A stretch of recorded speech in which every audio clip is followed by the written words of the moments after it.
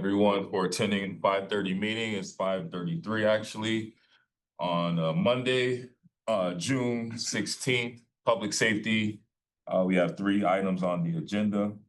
I'm joined in person by my colleagues, City Councilor Perez, City Councilor Davila, City Councilor Madam Hillary Walsh, Commissioner Helen Colin Harris, Chuck Battle, and we also have Mr. Stephen Howard. And online, I see Stephanie Arce, Jamie Bruno, and Deputy Chief David Martin. I think that's everybody. So first item we have on our agenda is regarding Garcia Market. My colleague who's on the public safety, Councilor Davila, brought it to my attention, which we all saw in the news, but it's in his area. So he has some questions that he wanted to have answered if possible, but we want to have it on the agenda. And Commissioner Harris is here to get what she can in regards to that. So I'll pass it over to you, Councilor Davila. Thank you, Mr. Chair.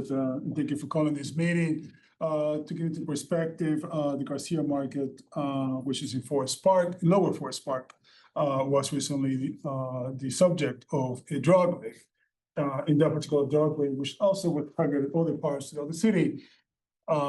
They confiscated something like 12,000 grams of cocaine, quite a bit of fentanyl, quite a 19 or 20 arrests, and several large capacity rifles.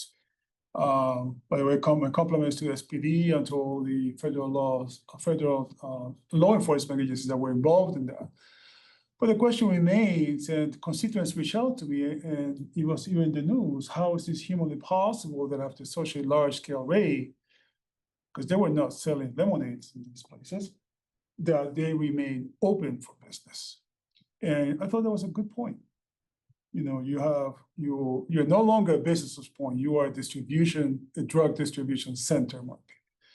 And even if the owner is not actively participant into the business, you should know better that something's happening. What's happening with your business? So I asked for this meeting, Commissioner. Thank you for being here, and also for Lieutenant Bruno and Suhaili Arce for being here. So, Commissioner, if I may start with you, any thoughts, questions, and how can we not only send a message that we are no longer going to tolerate this, that if you are using a bodega or any business for that matter, you will lose your business. And I know there's legalities involved in this, but what can we do at the city level to combat this?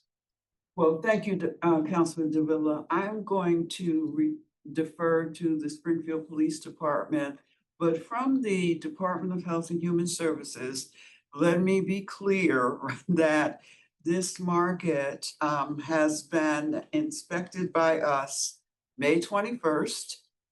We found several violations as far as the food code was concerned. We went back on June 4th. They had done a very nice job of addressing the areas that we needed addressed. We went back again on June 9th. The only thing they have left for us is we need to make sure their food manager certificate is in place. We needed them to remove some boxes from the floor, replace a cutting board, and add a screen door. We cannot, as a Department of Health and Human Services counselors, pull a permit when the entity is doing a legal food business. And right now, that is what we have found, is that we have no violations in terms of their food permit. And that's the only part of their business, counselor, that I and my department are responsible for. Okay. Commissioner, just a quick question before I go over to the SPD. In what purview, I believe they may have weight scales to weight food. Is that also on the youth department, or is that scales?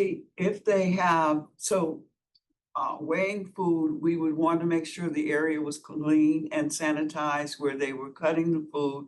And so that would be a part of our inspection. If it is in the food prep area definitely would be there. But again, we can't legally pull a permit when the store is in compliance with our part of the inspection. And you can't think of any loophole? Hey, I'm gonna turn every stone.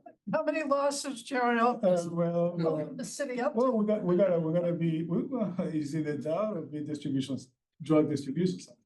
I think everyone understands your concern, so we'll Yeah. start there. Yeah, But. which I think was shared by the mayor as well. Mhm. It was shared by the same sentiment by the mayor as Yes. well. Oh, absolutely. I think everyone shares your sentiment in terms of what we saw and what we understand what's going on.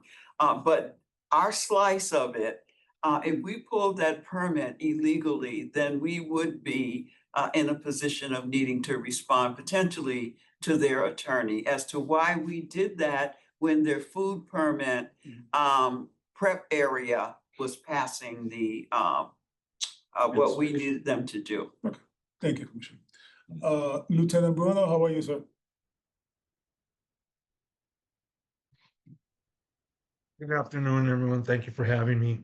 Certainly, as Councilor Dahlia had alluded, this was a long-term investigation, which it took several months to complete.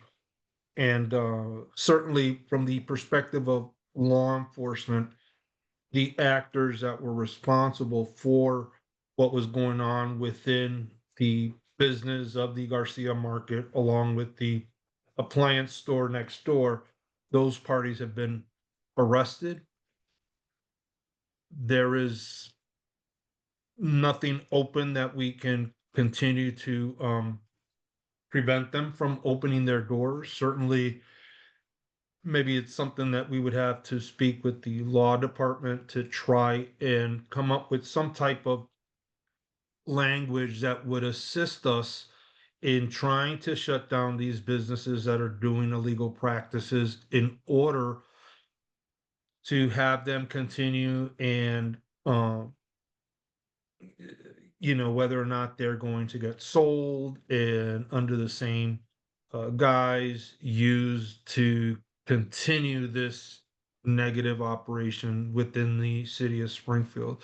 So I think there's other avenues that we can certainly explore, and we would have to have some conversation with our law department, but I think certainly the individuals that have been involved in this drug operation have been arrested at this point, and any other residual complaints that have came into the mayor's office, I have had them forwarded to me, and the illegal activity that we had uncovered previously has ceased.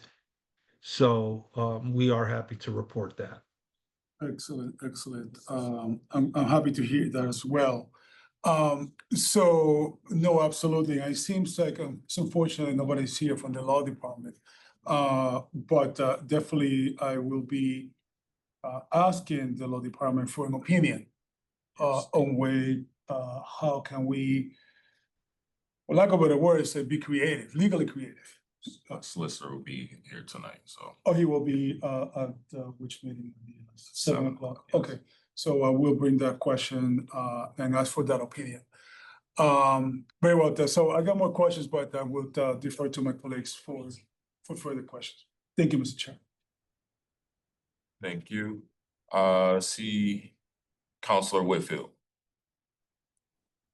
Thank you, Mr. Chair. I'm just curious, as we're talking about the Garcia Yes. location, where is that located? Or- Go ahead. Fort Pleasant in Forest Park. It's actually Lower Forest Park. Forest Park, and it's been completely closed. No, it's still open. That's what we're discussing. How can they be open after a major drug bust happens, in which like 12,000 grams of cocaine, fentanyl, and weapons were confiscated from that location? Was that question answered? I'm sorry, I'm a little late. It was answered. Apparently, there is, from the health perspective, and Commissioner, correct me if I'm mistaken, not to put words in your mouth. From the health and human service perspective, they're in compliance of what they gotta do, as a lot of it has to do with food, related items. The police department tells us, and Lieutenant Bruno's here on the line, that, there's no longer, appears no longer to be an illegal activity happening. And that's pretty much what we are. And I will be asking an legal opinion of the law department of ways in which we can either close or suspend these locations, because I just don't find it acceptable that this is happening. I realize that there's a lot of legalese involved in this. And I'm sorry, that's not selling a joint. That's a major distribution center. So I have no pity for that. For not Thank you. for any establishments that decides to use their establishments in our city to Right. do distribution. So Drugs. do we know if it was the owners or part of the ownership of the location that was arrested? That'll be more of a police question. Was anybody arrested? Yes, we do have several arrests. 19 people. They had like 19 people. Lieutenant Bruno, do you have any insight on if it was any ownership that was arrested at all? The owners were not arrested. Certainly what happens in these establishments is they turn the business over and they have managers, and it really insulates them. So it protects them from having intimate knowledge of what's going on. And so when you have managers and shopkeepers or the individuals that are working at these establishments, it further creates a distance from the owner to what is occurring on a day-to-day basis. And so I do agree certainly with the city council. There has to be something that we can do to put some teeth into trying to correct this.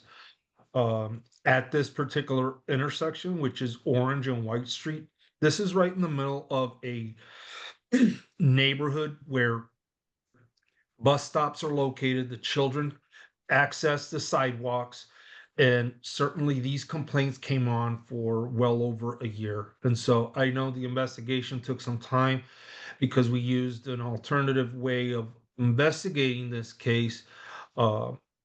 We feel strongly that we should be able to do a little bit more for our residents within this neighborhood of Lower Forest Park.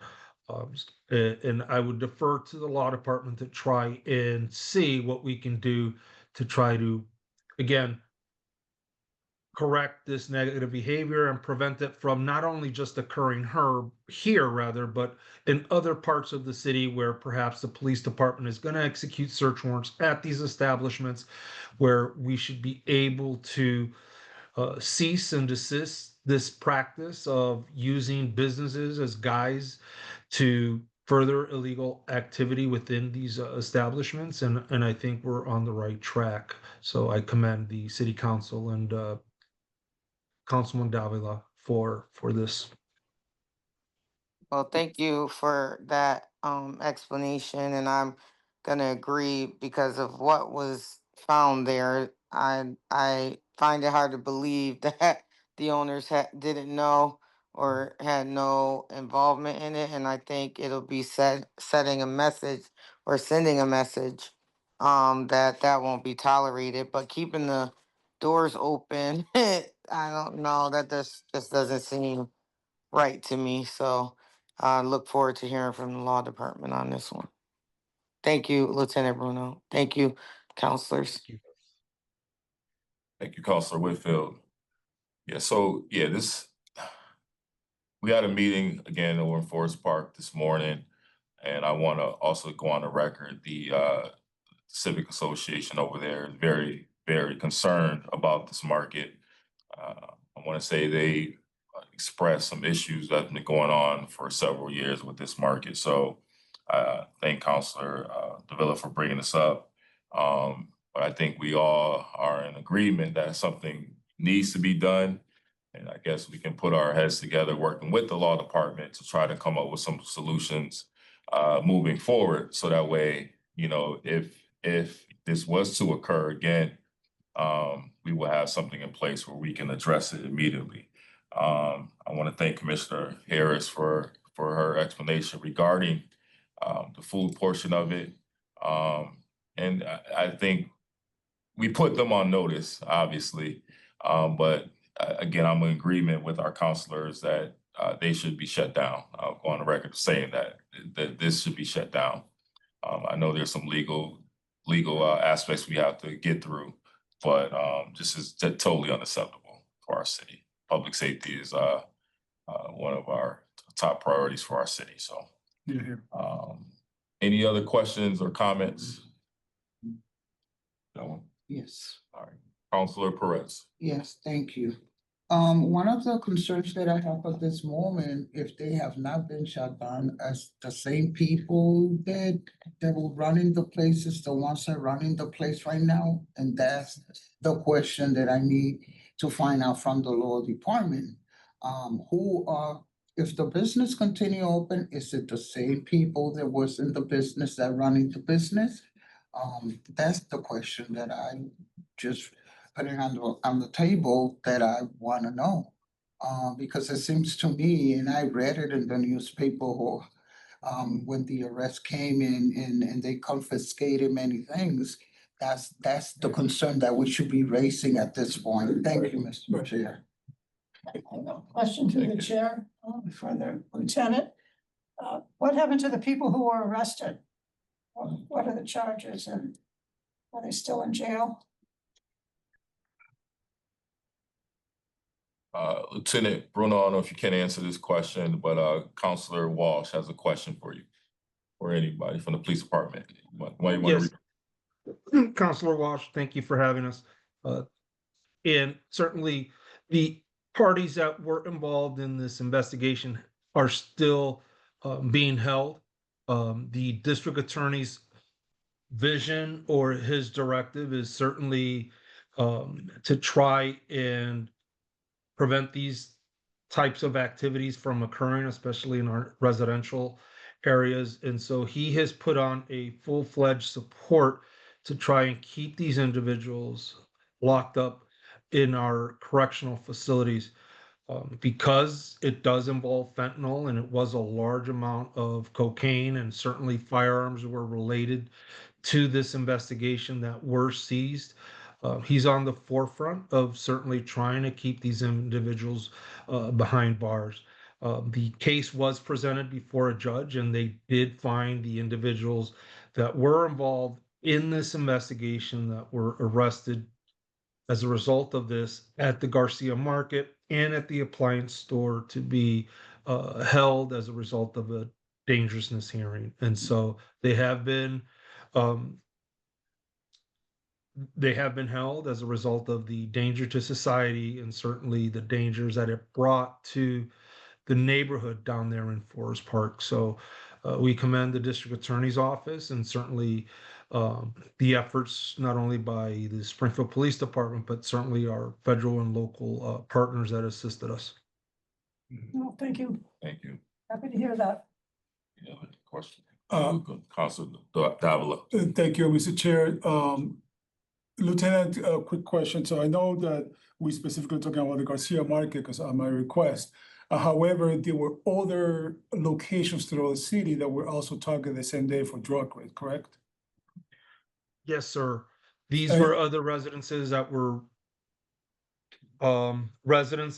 identified as belonging to some of the workers that came to the markets or worked or had some type of affiliation to the Garcia Market or the appliance store. And so we try to cast our web as far as we could to try to arrest all of the actors that were responsible for this illegal operation.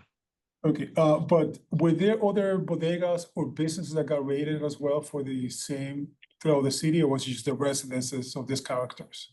The others were just residences. Okay, all right, so, okay. Thank you very much, Lieutenant Bruno, and again, not only as a counselor, but as a resident, Thank you for your due diligence and your work. Counselor Centinelo. Yeah, sorry, I'm late to the meeting. I was told that there was enough fentanyl, maybe it was already brought up, there was enough fentanyl to kill hundreds of people. Um, Is that There question? was a significant amount of fentanyl recovered. The largest of the two classes of drugs that were confiscated was actually cocaine, but certainly when it comes to fentanyl and a fentanyl overdose doesn't take very much to create that reaction from someone. So regardless of the amount, it was enough to certainly bring harm to a lot of the residents down there in that Forest Park area. And so one is too many, but certainly that's why we continue our efforts at the police department to try to do what we can to save lives, especially those struggling with addiction. I just want to say publicly that I have the most highest regard for our police and for our law enforcement in the city of Springfield, and it's a job well done. You saved a lot of lives. You've saved a lot of lives. Thank you, Counselor Centinelo. Any other comments or questions on this topic here? Seeing none, we'll move on to our second topic. And before we get to the second and third topics, I did have a conversation with Superintendent Akers, and he's definitely in support of the items and also with the seizure as well. I know he sent Deputy Chief David Martin and Lieutenant Bruno, and I did see Sueli on here as well. But Superintendent is on board with providing us with resources and/or communicating with the City Council. So I just want to make that clear. I did have a offline conversation with him. So the next discussion will be on walking patrols. Just kind of want to get an update. I know we have about approximately 45 new officers that were brought on board. So I just wanted to get an update on, how's that going? And I know we have park and walk as well. I know the summer months are coming, and not to get into too much of the weeds, but just kind of give us a brief update of what we're looking to do with the walking patrols. So I'll turn it over to Deputy Chief. Good afternoon, everyone. So we started out with the metro area several months ago, and that's where most of the walking posts were taking place. So just recently, after meeting with the superintendent on the day shift, our squad captain, right about mid-May, started deploying walking posts throughout different areas of the city, and that's based upon his manpower.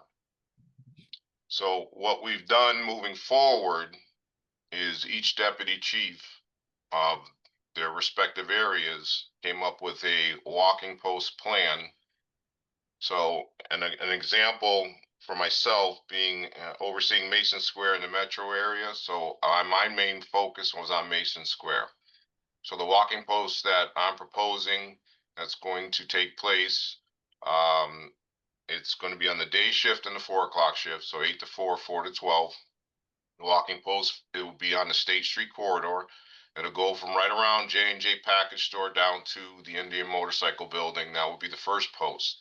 The second post goes from the Indian Motorcycle Building down to right around St. James and Bay.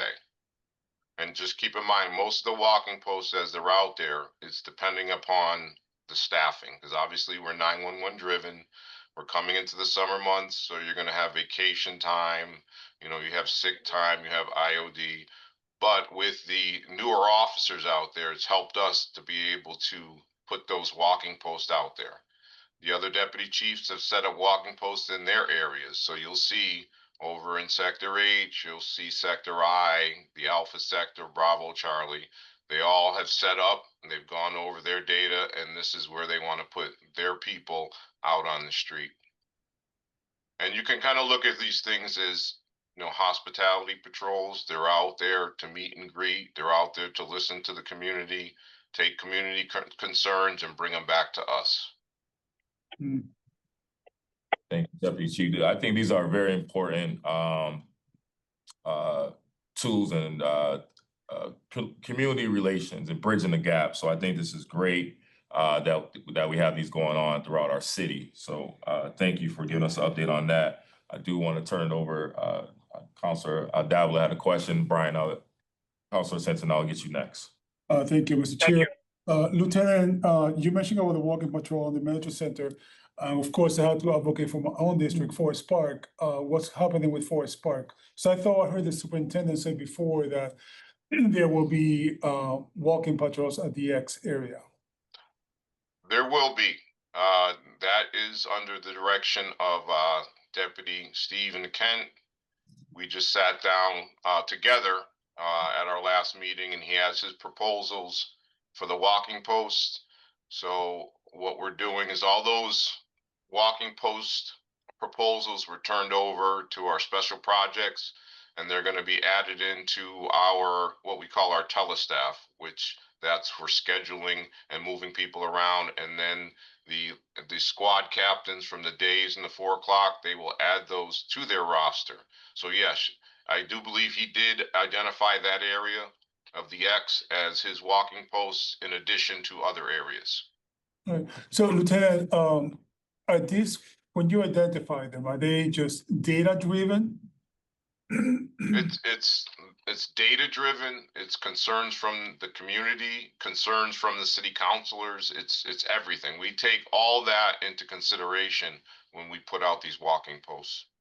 Lieutenant, may I specifically ask, when the time comes, which I think it's hopefully, I would urge you guys to do by the summer or sooner, not only to reach out to me personally, I got some thoughts, also to the Forest Park Civic Association, because I think we need to include what their thought is and what they would like to see done as well. I know they were having a lot of issues with traffic in the Forest Park, Maplewood area. They're going to be doing some stop signs, some calming measures there. But I would like this to be a community-driven effort as well, besides data. Is that something that we can do, Lieutenant?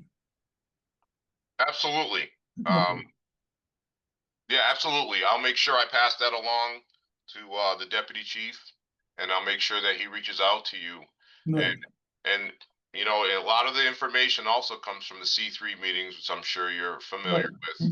So yeah, Ken, right?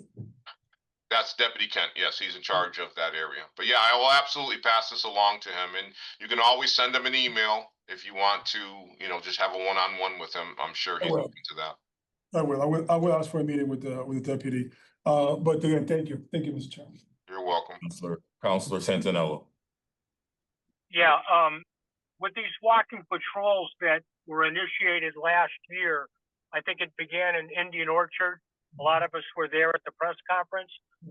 Aren't they also giving out a lot of citations too, in where they walk and park and walk? That citations are also being given out at that time. And also, I believe the violent crime in Springfield is way down. So I attribute a lot of that to these walking patrols. Well, thank you so much. So what you're referring to is we have our ordinance sweeps, and they've actually been going on for several years now. And that's through our ordinance unit under the direction of Sergeant Catelier. He takes his team out with code enforcement and they walk the streets. And one of it is to identify issues, something you wouldn't see from a cruiser when you're driving by. And they issue the violations, but they're also out there to talk to people and get information from the community. And they do that all over the city, and they pick their areas and they just move around week to week. Thank you so much for the hard work you're doing. Madam Vice Chair Whitfield. Thank you, Mr. Chair. I just wanted to also commend you all on the work that's being done in the police department, because I also see that crimes, even violent crimes, are down. I would be remiss if I didn't join and say that the C3 police also have something to do with it. They are always at community events. They did a great job at our Juneteenth Jubilee weekend. I mean, they were amazing, interactive. I see a lot of the new young officers that just graduated along with senior officers. So they're getting like great training and things like that. And I just wanted to, I like the way that the C3s all work together now. And so that the city of Springfield is actually getting to know more officers and just being located in one particular area.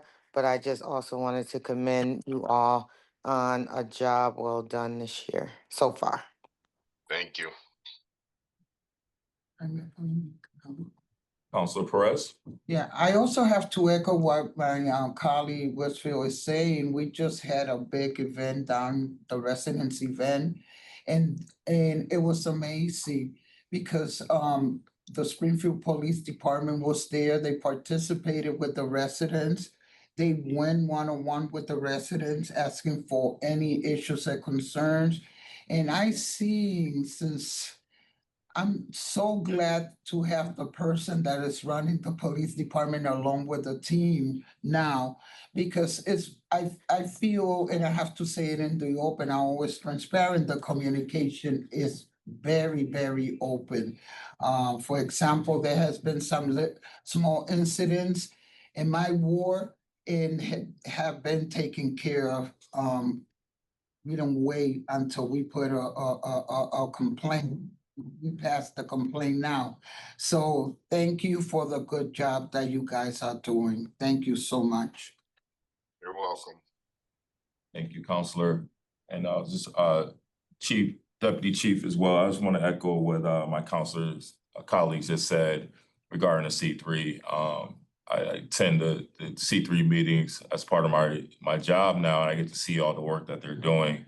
But I want to specifically say also the C3 officers really did a great job with our C3 basketball leagues. One at Duggan Academy, which focuses on our Mason Square area, and then we have one in the North End.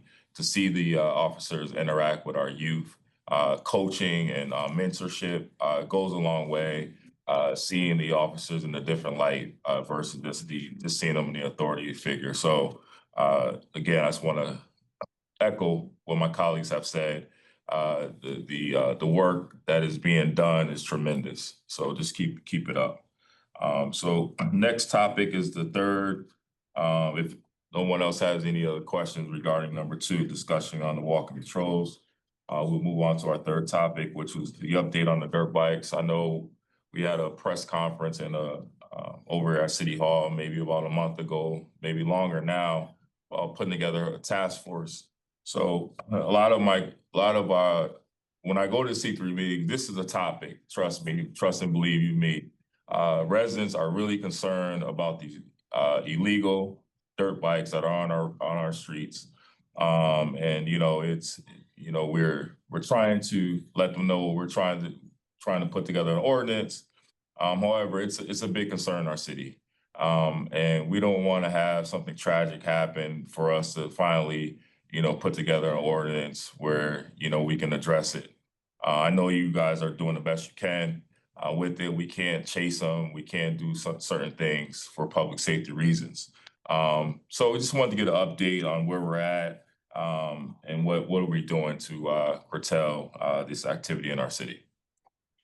But just to give you some background information, so in 2023, we seized 53, we call them OHVs, which their technical term is off-highway vehicle. There were 26 arrests. In 2024, the number was reduced to 39 that we seized with 14 arrests. So far this year, we've been fortunate with the weather. Even though we don't like the rain, it does help us to keep these things off the street. We started off with 1 deployment per week. We've recently picked that up to 2 deployments. We've made a couple of arrests. We're still issuing the citations, criminal complaints, and the other thing is issuing the violations to the gas stations. Now, I'm not sure if you're aware about the signage that we're not allowed to post a signage on their private property, but still, if we see it, we go in and we issue the violation. I can imagine as the weather changes and it starts getting warmer out, that's when we're gonna come into a larger issue. I know, and I get the emails on some of our deployments, and we've had a couple of incidents where there was multiple dirt bikes out at once, but they were reported to get together and leave the city. So I think that's kind of good. We want them out of the city. I think that ordinance, if it can be passed, where we can seize these and destroy them, that'll send a message to, don't ride them in the city. We're going to arrest you. We're going to take that property and we're going to dispose of it. And I think that will help out tremendously. Absolutely, yeah, we're still working. That ordinance is in our legal department still. I ask about that weekly. So yeah, that will be key for us to get that passed. Definitely.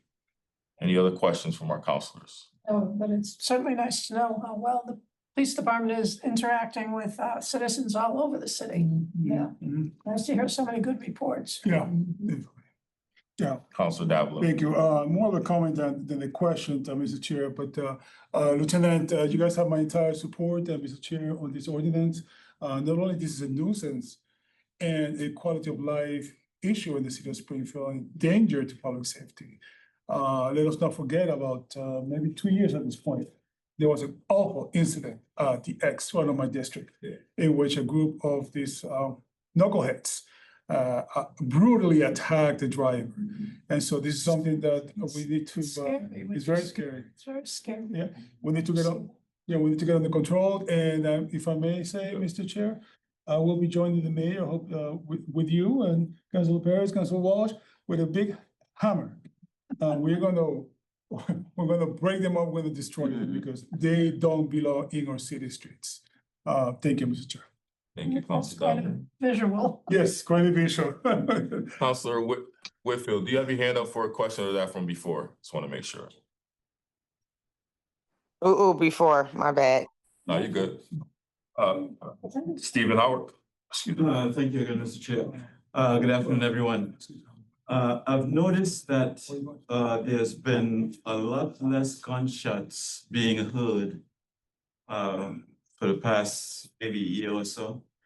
And maybe Councilor Whitfield could correct me, but I think there was once one of the Mason Square C3 meetings where I think they either had one event to report, and that was kind of strange. Either one or three, I can't remember what it was, but it was hardly it was a very reduced number.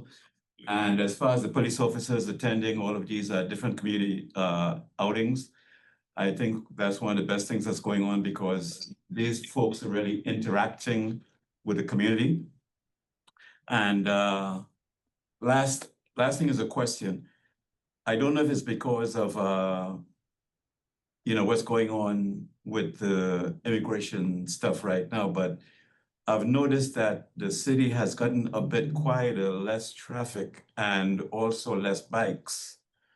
Because where I live on Wellington, like you used to hear the music going up and down all the time, even that has decreased. So I don't know if that has any impact on that reduction. I don't know if the lieutenant could answer that question. Thank you. Yeah. Deputy Chief or Lieutenant Bruno, do you have any comments on that?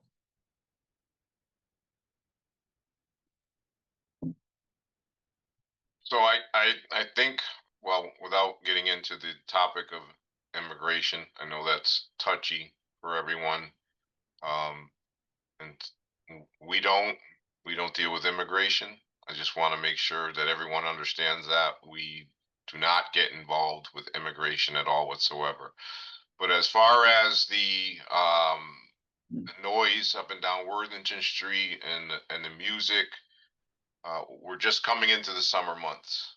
So I think that's still gonna be an issue. You might see a spike. I talked about the weather, how the weather has been keeping people inside because of the rain. I think as more people start to hit the streets, I think we could see an increase. It's good that we have newer officers out there. You're gonna see more patrols along Worthington Street, really along most of the main corridors throughout the city. We're just hoping with the additional officers on the street and the additional traffic stops and just enforcement, we're hoping that we can keep a lid on, things from just going crazy. Thank you. Thank you, Stephen. Mr. Howard, any other questions, comments? All right, seeing none, it is now 6:12 p.m. on June 16th on a Monday. Public safety meeting is now adjourned. Thank you. All right.